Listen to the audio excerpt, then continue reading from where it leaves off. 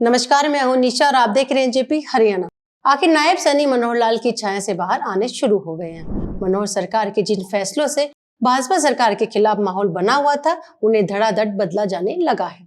केंद्रीय गृह मंत्री अमित शाह की उस घोषणा ने भी नायब को ताकतवर बना दिया है, जिसमें उन्होंने सत्ता मिलने पर फिर से नायब सैनी को ही मुख्यमंत्री बनाने की बात कही थी।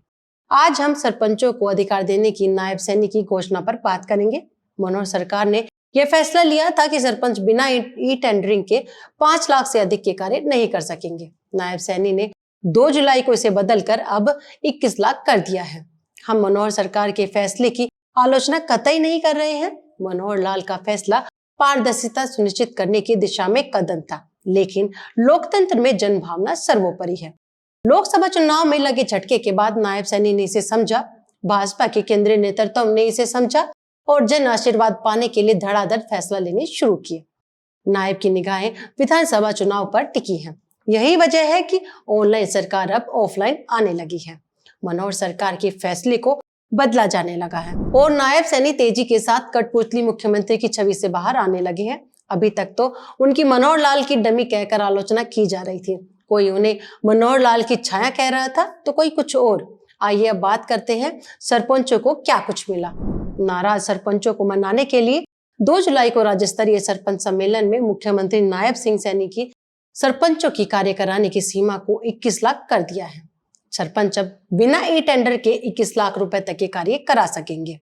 किसी कार्य के लिए सरपंच अगर मिट्टी के भरत का अलग से एस्टिमेट देंगे तो सरकार उनका भुगतान करेगी। HEW पोर्टल पर सरपंच द्वारा रेजोल्यूशन अपलोड करने के बाद 10 दिन में जई एस्टिमेट बनाने के लिए बाध्य होगा। सरपंचों को प्रशासनिक कार्यों के लिए जाने पर 16 रुपए प्रति किलोमीटर दर से DA भी मिलेगा। जिला व उपमंडल स्तर पर कोर्ट में पैरवी के लिए अब 1100 की बजाय 5500 रुपए प्रति केस और उच्च न्यायालय के लिए 5500 रुपए की बजाय अब 33,000 रुपए प्रति केस मिलेंगे। राज्य स्तरीय कार्यक्रम गांव में होने पर सरपंच का स्थान DC SP के साथ होगा। ग्राम पंचायतों के लिए 3000 कंप्यूटर ऑपरेटर भी नियुक्त किए जा रहे हैं। ग्राम पंचायत को कंप्यूटर में प्रिंटर खरीदने के लिए अधिकृत किया गया है।